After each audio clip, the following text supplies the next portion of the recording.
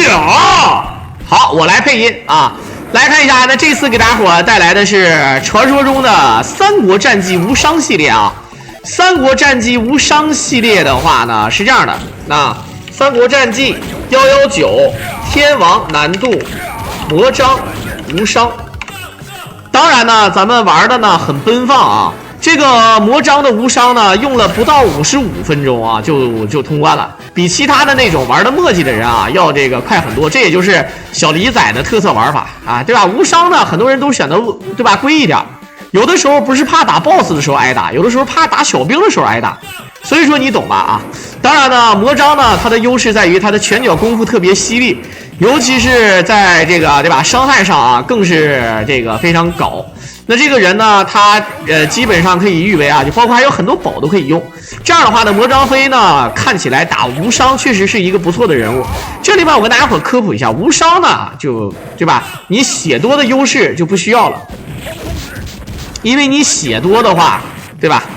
那肯定是不用说呀，你无伤，你就是1滴血和1万滴血一个意思，对吧？你不挨打就完事儿，对不对？当然咱们可以看到啊，选魔张飞呢，就是魔张飞、诸葛亮，这都是打无伤特别好出的人物。相反呢，像马超、貂蝉啊、张辽、关羽，对吧？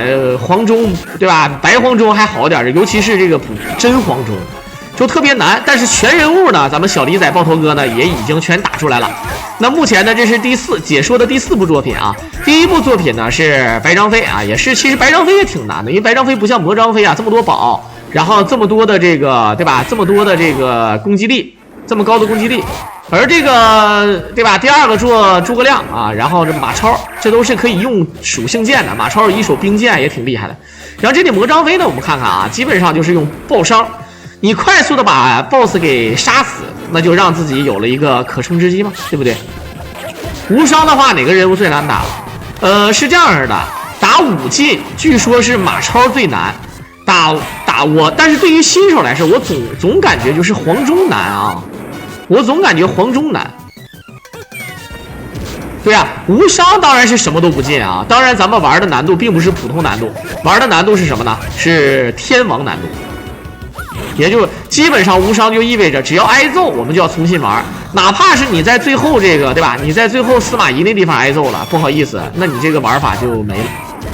好，哎，2个毒，这个毒的延续时间不是很……哎呦我操！可以放 AB 吗？按照我的理解，可以放 AB 的，能理解吧？可以放血杀的，但是你不挨揍就行。但是呢，他们玩大多数是不放 AB 的啊。我看了他们玩大多数是不放 AB， 因为咱们又不在魔张飞还有个缺点是没有气儿，没有气儿呢不代表，对吧？因为你像你诸葛亮有气儿的话，就是雷电。有的时候打 BOSS 挺厉害，呼风唤雨比较稳，可以稳定输出，对吧？可以稳定把小兵啊和 BOSS 全都给秒了，尤其是在暴气马上消失的时候，练的伤害更高。而魔张飞虽然说没有气啊，但是呢伤害上它是不缺的，对吧？有气就算你给他打出有气儿的必杀，你会发现也没有意义，真的啊，意义不大的。不是3下嘛，这个就要知道啊，咱们这个3追这个基础上呢是有关键兵关联。对吧？你追地追的虽然说3追追完了，但是呢，你把关键兵打出来之后呢，这个还是可以继续追的啊，不是说只能追3下，不要误会啊。有没有许旭？魔章的玩法应该会有许旭吧？对吧？你肯定是会秒杀许旭的啊！哎，啊，柱哥直接一个新春迎福车。但是今天晚上这个点儿了，估计冲4星是没机会了啊！这个点儿了，冲4星没机会。其实今天的礼物理论上来讲，应该已经是4星了，因为在2星冲3星的时候，文哥一手告白烟花。当然了，那如果要是能冲上4星，我也不挑啊，对不对？脸肯定是不能要的啊，这辈子不可能要脸的啊！做生意又不会做啊，对吧？直播看开船也确实屌，对，我还有个消息，就是三国战记119，普通难度摊分，因为摊分就要普通难度嘛，对吧？普通难度的摊分1200万已经出了，来自于大神安诗雅，也是我们玩劲乐团的好基友啊。出了，兄弟们出了，就是1200万的记录破了。因为最开始用 SL 大法人脑，对吧？用 SL 大法，也就是伪 TAS， 也就是相当于 TAS 的一半的功能，仅才打出了1135。然后呢，他又打出了对吧1170的记录，而这次更离谱了，出了1200啊，1200万。当然了，录像已经发给我了，我不知道大家伙能不能理解我说的意思啊。我打怎么没有那么快的攻速？他是转身打的呀，秦天挫转身 A 呀。你看他 A 的话转身呢，对吧？你这个就不一样了。今天早点休息，明天准备最终决赛。看看啊，小黑和小孩，50和阿威，哎呦，这就难受了啊。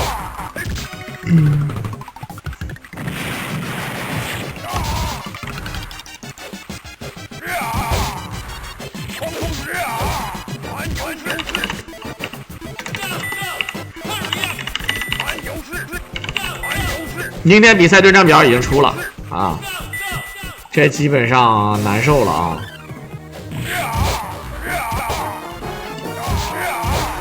好，哎，我们柱哥开始一顿小幸福炫了啊！看来是黑方冲印了啊！看来是黑方冲印了。那个视频得3个小时啊，兄弟们，那是真3个小时，我告诉你。如果小黑赢了小孩，那么阿威能不能赢小黑？你们说？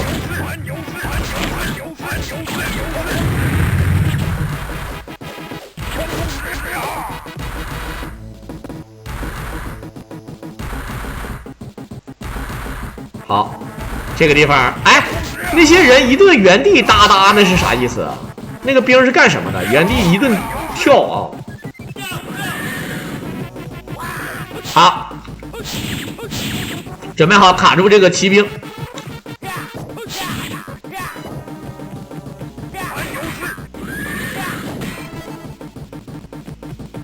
怎么说卡住骑兵啊？现在我一直不会卡这个，灰灰都会啊，我不会，反正是。你看我说话多装逼，灰灰都会，嘿嘿，人家灰灰又能出这个无伤，又能出武技，还能出关羽天王。禁地一命，对吧？哎呀，这个骑兵，我操！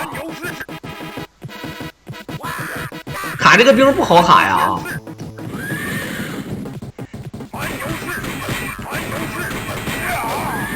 好，呀！哇！这没电到啊！这一个电能打这么多，我告诉你，真的是这么多血，这个有点违背，而且把铁甲骑兵搞死了。当然，这个我跟你说，不要小看这个黄红这个兵啊，这个兵挺恶心的。它可以引一个地苏柳子，除了地苏柳子之外，还能放雷，还能发9节杖，反正挺赖的。好，柱哥黑房了，柱哥一看就黑房了啊。4个星空卡，加1球子小星星。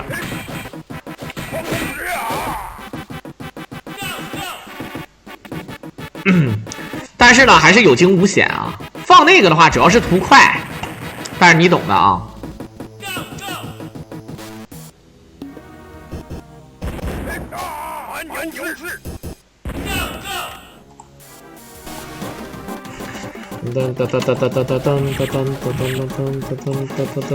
好，连续的单 A， 玩游戏，好，跳起来，就跳正摇手这招打血虽然说不多啊，因为他不克这个兵种，如果是诸葛亮就深克这个兵种。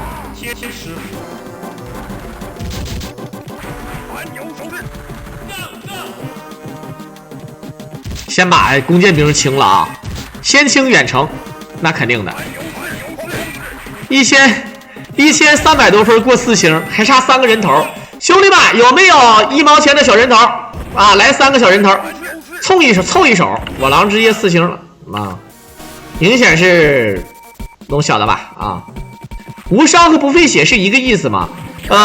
这么说吧，无伤，如果要是像我刚才说的 ，AB 算不算无伤？按理说 AB 算无伤，但是 AB 费血，对吧？你像恐龙快打的无伤，大多数是用 AB 的，啊，大多数是用 AB 的，也有不用的啊，也有不用的。因为之前我解说一个全程进 AB 然后无伤的，我解说过。但是呢，这个你119的话。这个也不太好说吧，反正是你只要没被砍就算无伤，但是 AB 血杀是费血的，对吧？你无伤，如果是你血杀的话，那你费血了，那当然是吧？当然这里面一般来讲是不练那个血杀的，他们挑战呢是没有血杀啊，很少有。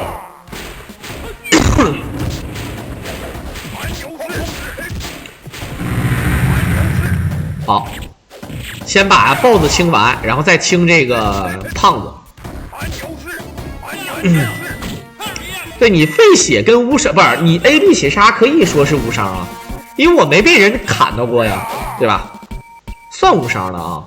但是呢，你也可以说，哎，就是不能 AB 行不行？也行。那你出这个条件，那相当于进 AB 无伤，相当于进了 AB 的无伤了啊。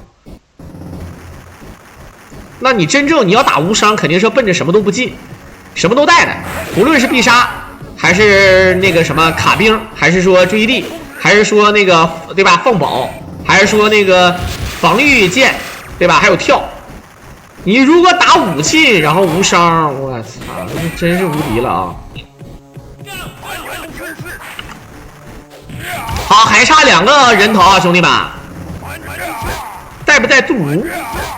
你吃杜如，你基本上没有必要吃。你吃完之后，很多人说他妈的，你看你很多人说现在为什么费血了？那这你没办法呀，你这个费血是因为他妈的他5级了或者10级了啥的，然后他长的血量上限嘛啊，不小心吃到血也不用啊，就是很简单，你没有挨打就行，你懂吧？你挨打了那就难受了啊，你挨打了还说啥呀？好，柱哥直接烟花飞机，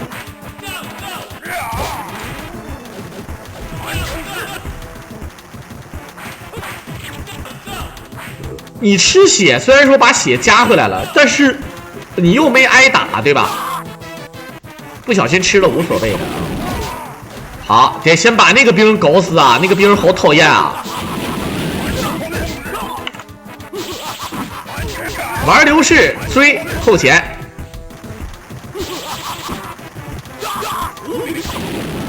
但是其实呢，这个也算是进 AB 了吧？如果他不 AB 的话，你懂的啊。有的时候可以选择用 AB 起手，兄弟们知道吧？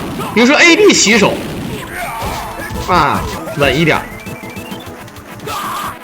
哇，龙老板直接一手永恒钻戒4星了，兄弟们，直接4星了啊！果然，哎呀，今天4星了，好幸福啊！其实像我这样的主播能4星不容易，真的不容易啊！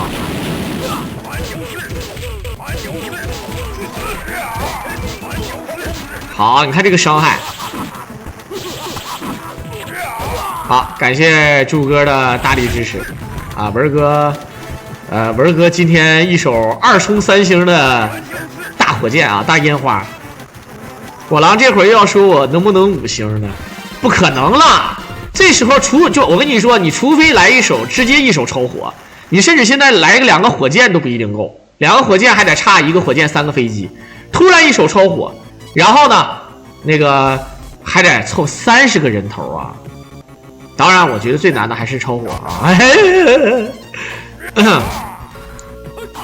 没有奢求啊，没有奢求。细水长流啊，咱这个天天买票，一下买2000块钱的票，我这德云社呀，对吧？好，你看这手防御啊，非常及时。我记得我那时候特别有意思啊，我跟我哥们儿是个小老板，当年。什么叫小老板呢？就是说他家里有个家族企业，包了一堆那个雇佣的一些，这个工人，也不能叫工人吧，也就是搞手工的，上山采菜，然后下山收菜，收一些草，然后回来之后呢，打包装啊，人工。这样的话呢，他就有这个产业嘛，他雇的人，然后付的工资，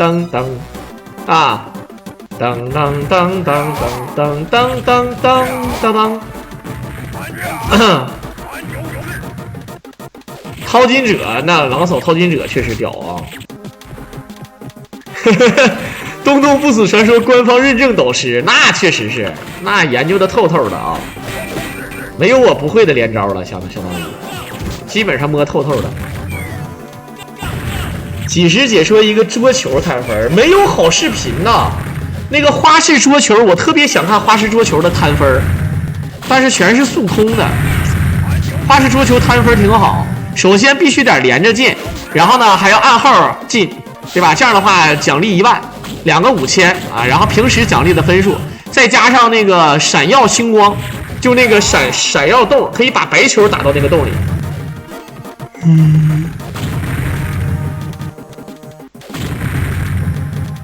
小的时候我家真的有小霸王，当时我考试考了全班第16名。之所以考第16名不是全班前几名，是因为对吧？我数学和语文数学是98分，语文96分，这都是挺高的分数了啊！如果按语文和数学，我是排全班第3名。但是由于我有另外一个学科叫自然啊，还有一个学科叫社会，由于我太自然了，不够社会，以导致呢最后呢总体的分数排到了全班第16位。当然呢，主科这2科不错啊，我爸奖励我啊去自由市场给我买了一个红烧鸡腿，然后呢又在那个我们的那个文具店啊，就是这个文具店那个地方买了一个小霸王齐了，我穷啊！然后呢买那个游戏机，当时花了290多块钱，挺贵啊！我操，我妈1个月工资270块钱，我操！给我买了一个小霸王其乐无穷，我家正好也刚买的电视彩电，对吧？29寸的黑白大彩电，然后呢又给我整了一个，然后买那个游戏机送2盘带，一个是那个传说中的1000合1的带啊，就你懂的，那就是什么游戏都有，都不是什么特别好玩的游戏，什么魂斗罗啊、超级玛丽啊、小蜜蜂啊、赤色要塞呀、绿色兵团呐。什么乱码七糟的啊，什么的啊，反正这种容量比较小的游戏一堆。然后还有一个是4合1的，其中有一个三不童子啊、影子传说什么的，送这个。然后呢，我又缠着我姐给我买了点游戏带，10块钱一盘，20块钱一盘的。我一共兜里面大概有个7、8盘游戏带。我隔壁家是正品 FC， 我家邻居他是正品 FC， 然后呢他家的卡带大概得有30、40盘，贼羡慕他家。但是我更羡慕的是，当我上了初中第1年的时候，我居然发现我初中有个同学他家有世嘉 MD， 而且他家除了有这个游戏机之外，他家的黑卡非常多，包括什么超音鼠，也就是音速这个索尼克，然后悠悠白书，什么那个怒之铁拳1、2、3啊，外加反正 MD 游戏啥都有啊！我当时好羡慕啊！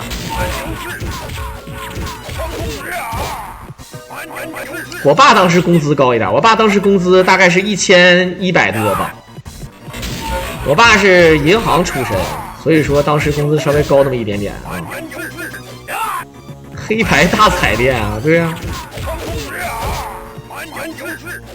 SFC 根本在咱们国家就没火起来，好吧？超任不行的啊。当时最火的是除了 FC 之外呢 ，MD 也不是特别火。我个人感觉 MD 为啥不火呢？因为突然就出现了 FC 平台。以我的角度来讲 ，FC 平台直接就跳世嘉土星，然后街机，然后索尼，直接就跳到这儿了，对吧？你所以说，你 MD 还好一点，至少给你1年的喘息的机会，而你那个啥，你那个什么，你那个叫什么来着？啊，对，刚才咱们说到哪？超任他妈太惨了，好吧啊！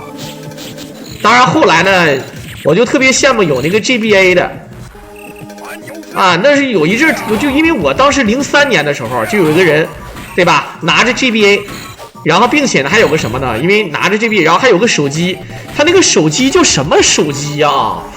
叫 QD 是不是？我不知道大伙儿什么牌子我都忘了。那个手机的型号是什么 QD？ 不是那个什么派啊，不是吃的那个啊，不是吃那个巧克力派啊，不是那个，叫什么我也不知道，就是你可以当游戏机玩。我操你个大爸的啊！啊！我这个啊，诺基亚是吗？啊！哎，我就说你们真牛逼，我说你俩真有钱啊！反正也能玩游戏。雷德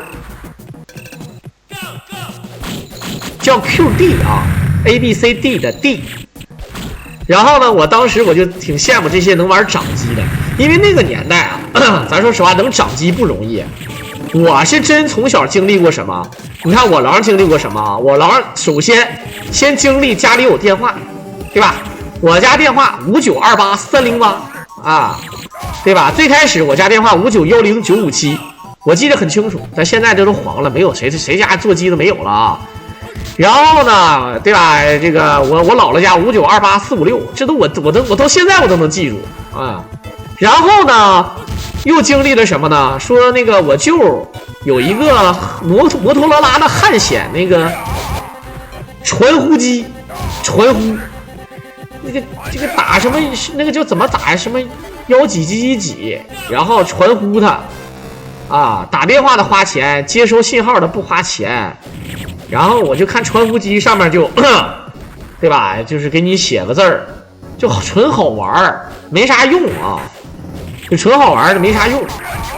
后来呢，这传呼机就让我雪藏了，因为确实没啥意义，玩不了游戏。有的传呼机能玩游戏啊，能玩那个游戏，所以说我就不带传呼了。我带传呼干嘛？也没有人传我干嘛呀？我妈传我，赶紧回家吃饭是吗？那没有意义。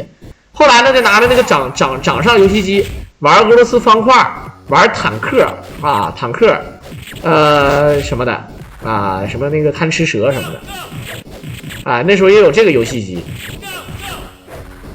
还有电子宠物啊，也玩过一阵。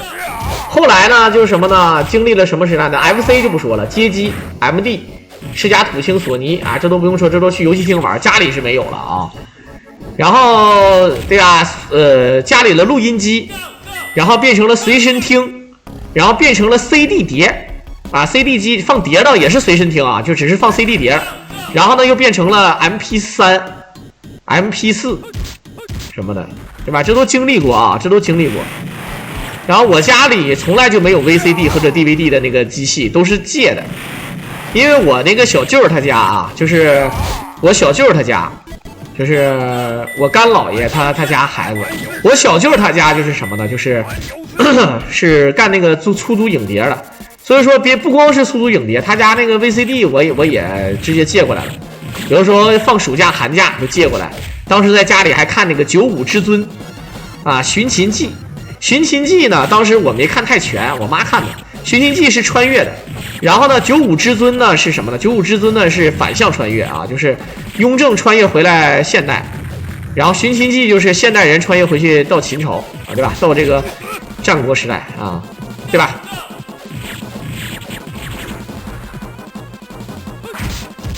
我经历的特别多，但是我从来没有用过小灵通啊。我的掌上的东西设备，你看从那个传呼机。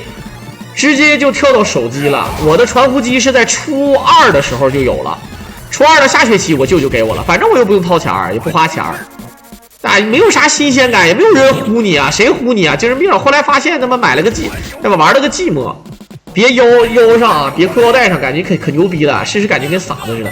大哥大也没用过，我甚至没用过小灵通。人不有那么一句话吗？是手拿小灵通站在风雨中，左手换右手，还右手打不通吗？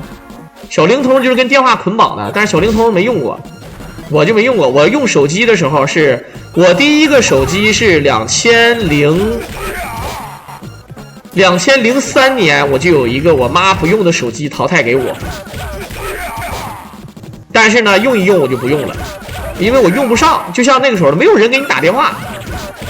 后来呢是2006年的时候，我是自己啊，我妈给我买了一个手机，叫康佳，买了个手机，然后那个康佳那个手机呢，我还差一点在游戏厅被人偷了。然后我在游戏厅里面是这样的，我在游戏厅里面玩三国，我是在深圳啊，我在深圳，我玩三国。好，他是不是要走雷道啊，兄弟们？玩三国，然后呢，我那个手机呢，它就能听 MP3， 那个手机还有这个功能，能听 MP3。我手机60和弦啊，是什么的啊？咱也不知道啊，反正是什么几十和弦的，然后还能听歌，还有耳机，哎，我觉得挺好，我就听歌了。我听歌呢，听着听着呢，我就发现歌突然断了，然后手机跟那个线。然后线一折，手机掉地下了，然后我看着一个人就跑了，我就赶紧把手机捡起来，因为我反应速度很快，差点被偷了啊。然后这个就这么个回事，然后手机拿回来之后呢就不用了，不用之后呢，那个手机它主要不是不用，也确实是跟不上潮流了啊，要换的比较多，要换摩托罗拉的 V3i。然后再换就是 V8，V3i 是06年，然后呢 V8 是08年，然后呢就换火腿肠。火腿肠我正经是用了2个火腿肠，一个是我啥型号我都忘了，后来我买了一个新火腿肠，结果在上海丢了。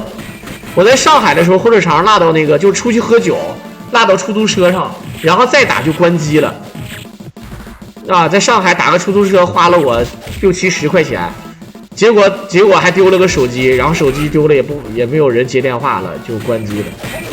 然后火腿肠手机不用了之后，就一个江苏的一个大哥，应该也是粉丝，我就在 YY 里说了一句，他就给我邮了个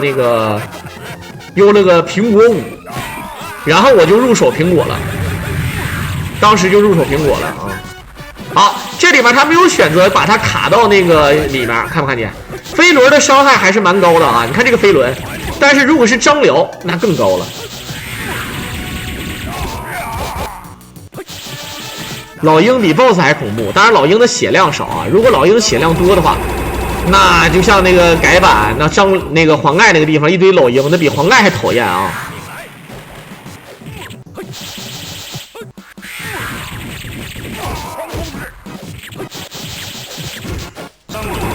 好的，这张灵剑全在这儿用了。哎，我操！这小兵差点立功。当时他买的是4700块钱，他有发票的啊，发票都给我邮过来了，邮了个盒子有个发票，这点上写的就是4700多。最后一个飞轮搞死。当时苹果是最新的手机，苹果5还没有5S。后来我再换的，我从5直接换到了6S，然后从6S 换到了这个 XR， 一直沿用至今，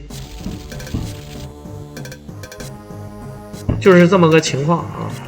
吕布手里拿的那个叫什么？那个严格来讲，你可以叫剪啊，可以叫剪，也可以叫钩，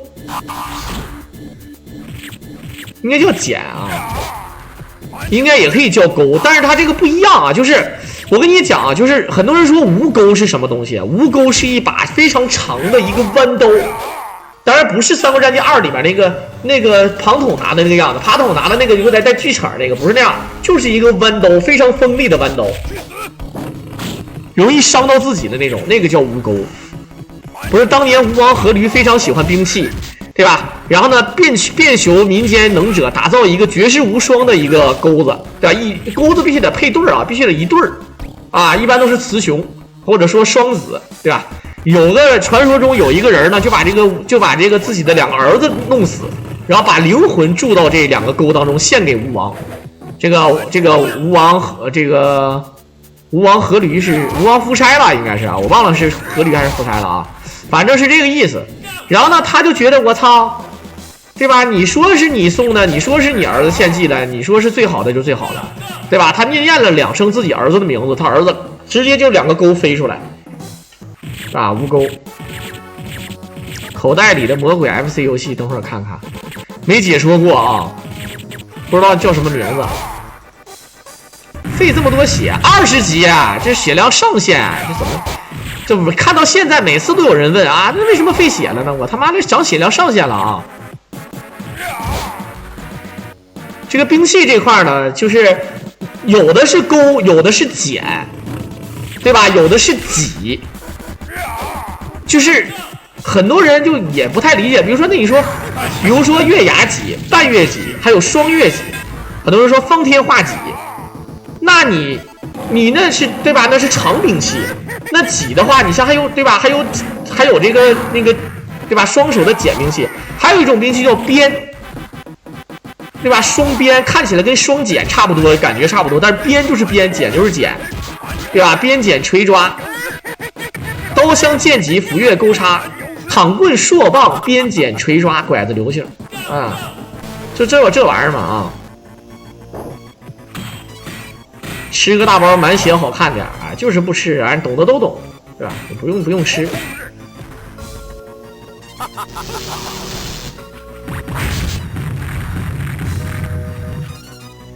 很多人说刀为什么说是排在第1位？说18般兵器刀为什么是第1位？因为刀确实太实用了，兄弟们，刀确实很实用。你像那个，目前来讲啊，就是说武器方面上，你像日本有一种刀叫剃刀，啊，剃刀就是草剃那个剃。这个剃刀呢是什么呢？是上面一个武器的剑。然后呢，它跟另外一个长的棍子组装在一起，对吧？能刺、能削、能砍、能砸。这个早在先秦时期的时候，这个兵器就有，兵马俑出土啊，有这个兵器，看起来以为是一把长剑，但是为什么这个长剑没有把？那后来这个长剑找到了一个，对吧？这种2个人组合到一起，对吧？这2个东西组合到一起，对吧？这就又长又那个啥。像那个曹操说横槊赋诗，这个槊又不一样。好，一个卒，再来一个卒，哎，这没触发剧情，你看不看见？只有2个卒啊。剑不都说刀枪剑？你们说那个剑的话，其实剑嘛，主要还是不太一样啊，就是不像大伙想的那种，就是刀是非常实用的，就比如说你像。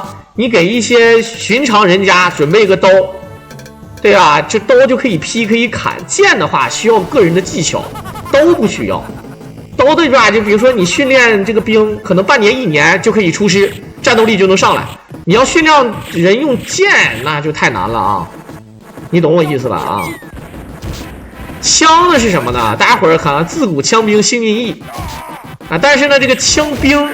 因为你长枪的话呢，兵器是专门你包括咱们玩三国那个群英传，对吧？这个各种克制嘛，对吧？长武器克制短武器，对吧？短武器克制那个什么，克制远程，对吧？远程克制长武器，对不对？你比如说像飞刀啊、弓箭呐、对吧？链锤啊这些兵，它就克制这个什么，克制这个枪兵或者是长刀兵，而那种坡刀兵。坡刀啊，就这，比如说陆逊这个小兵，这个小兵就是坡刀兵。这个坡刀兵呢，就是有盾牌，它可以防远程啊。好，隐身1吧，兄弟。余孽，不余孽吗？我操！天遁书。好，还差1丝血，一个镖，再来一个镖，跳起来啊！不跳不行，要跳左慈。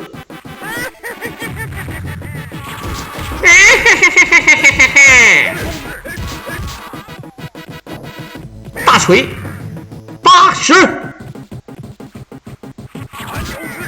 呀！小的们看招！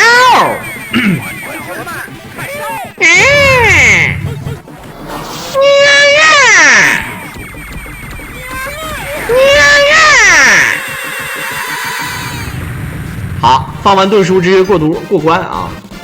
噔噔噔噔噔噔噔。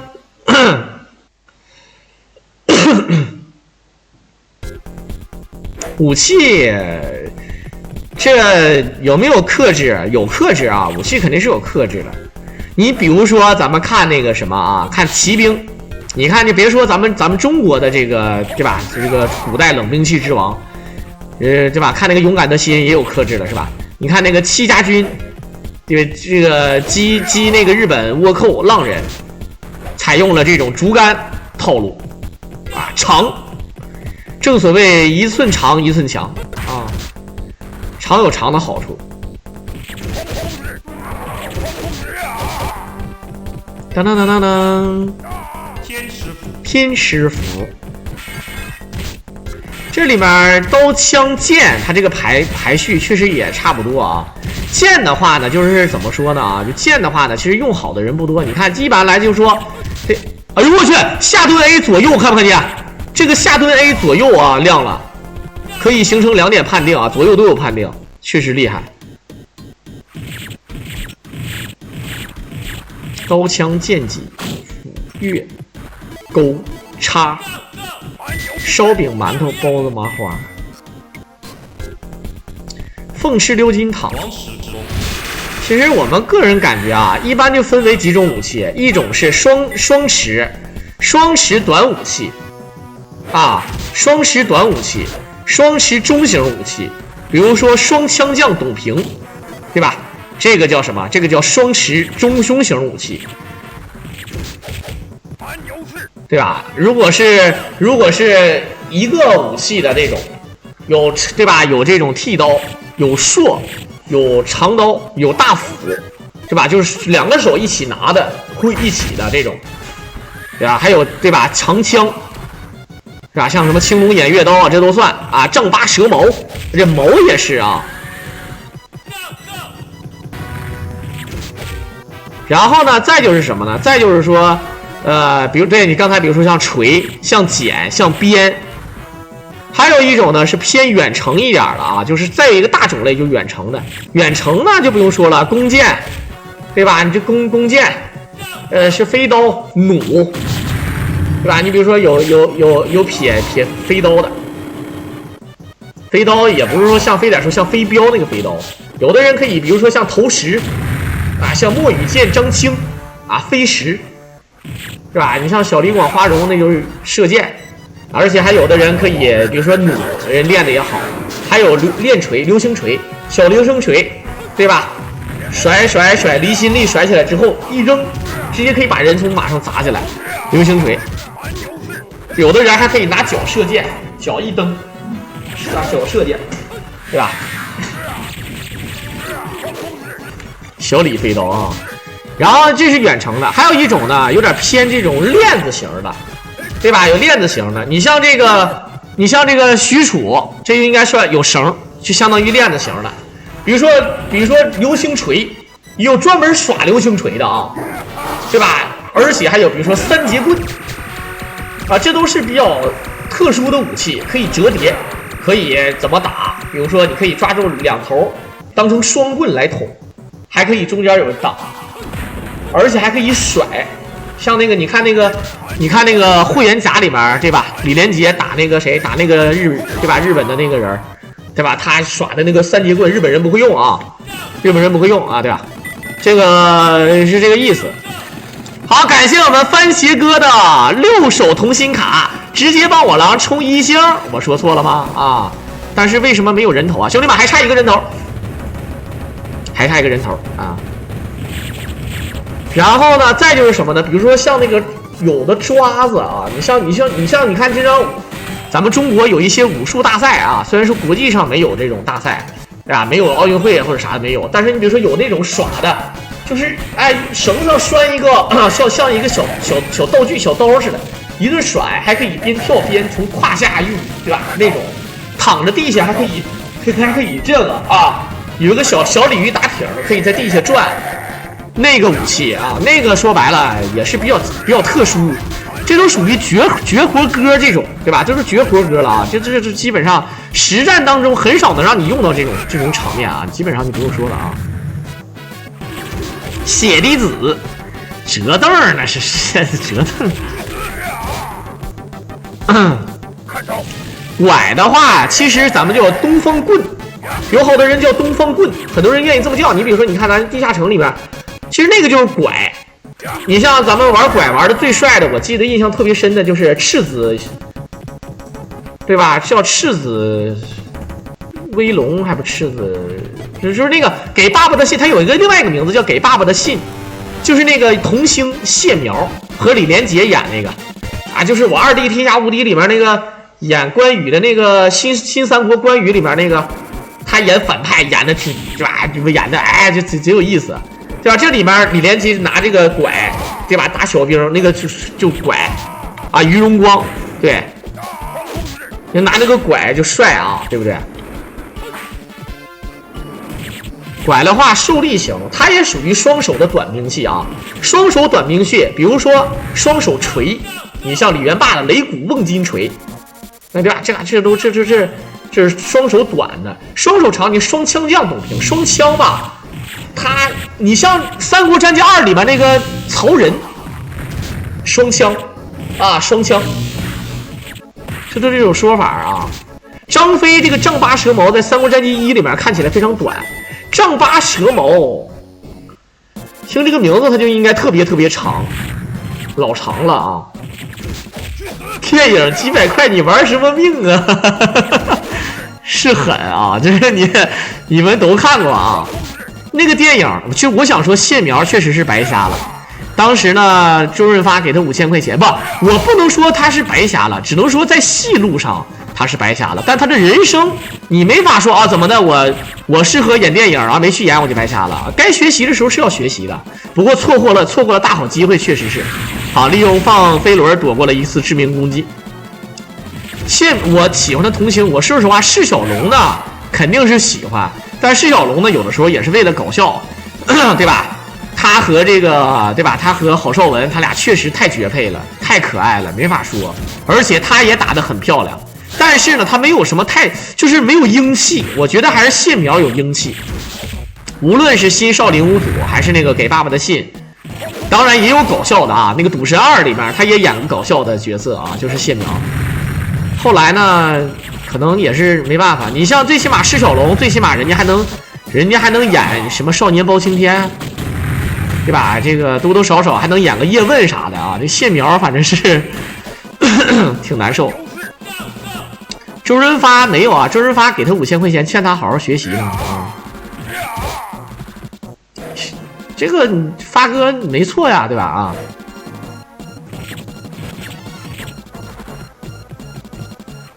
对啊，赤子威龙啊，赤子威龙。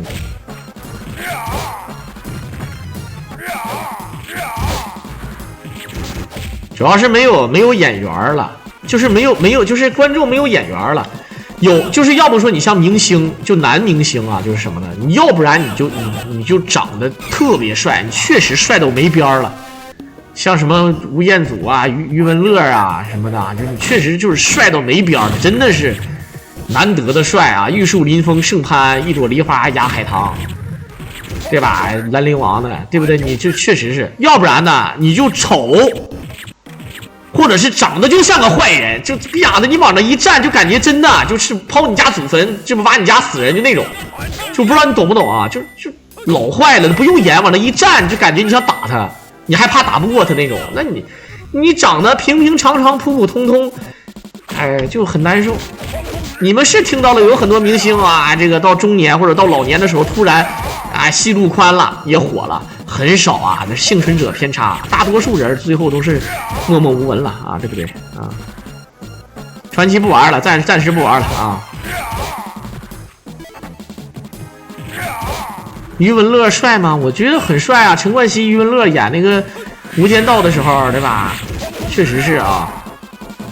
我觉得要我说，像吴彦祖、这个吴尊，这都挺帅的。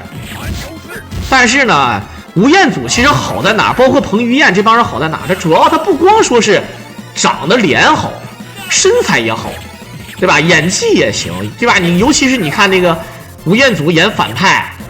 对吧？把那个坏的那个劲儿，最开始对吧？可能他一般帅嘛，又演一些正派或者演一些这样的角色。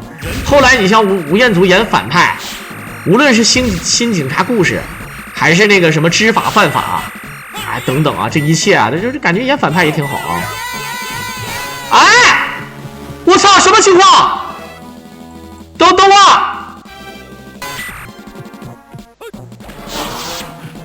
我，给这放一个人盾书。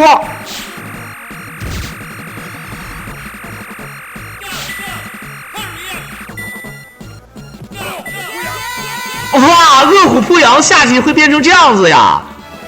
可以啊！耶！变吕布啊，漂亮，确实啊，我都不知道啊，变吴彦祖了。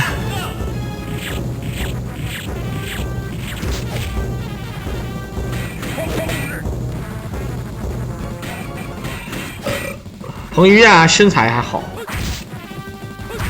现在好多女的也看身材了，也不是说纯看脸，身材男性就是我个人感觉还得是阳刚一点儿。现在就是阴柔之美啊，你就是怎么的魏晋风格了啊？你像魏晋时期的，对吧？那感觉好像很多人都觉得魏晋时代的男性必须得娘一点儿。也就是这个韩流带过来的时候，好多你像那些小鲜肉。就感觉就是长得像女的才好看，或者说就那样似的。我说也是啊，就帅吧，审美每个年代虽然说都不一样，但男性多多少少你点把这个雄性风姿给展现出来，要不然你一个男性，你对吧？你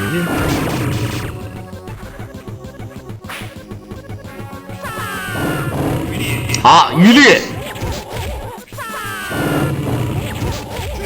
陈冠希可惜，陈冠希也没啥可不可惜的。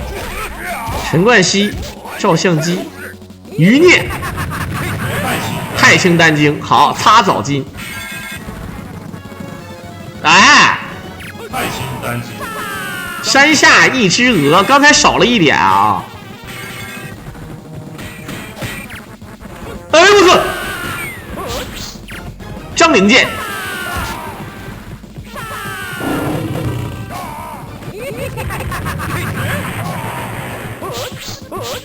你就别省了，为什么一定要省呢？你有隐身衣你就放了呗，而且一会儿好的就玩心跳啊，他死了也会给你报一个隐身衣的呀，对不对？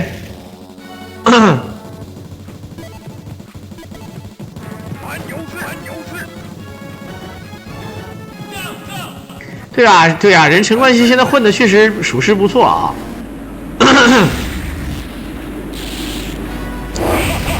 好，来看看曹操余孽，1、2、3，检索1、2、3，1、2、3、4，12连，1、2、3，趁消失之前再连一套狠的，这反正走雷道啊，这也没有小兵去骚扰。兄弟们，你们觉得吴京帅不帅？你们不是我这咱实话说，你们觉得吴京帅不帅？就是脸啊，咱不看身材，身材吴京确实没得说，咱就说脸。好，余孽，我觉得吴京挺帅的，吴京也是我们满族人，他眼睛也小啊，主要人还有风采。好的，直接就是4个隐身衣，对吧？4个隐身衣单直接把曹操给干死了。虽然说小兵后来也出来了啊，但确实是干死了。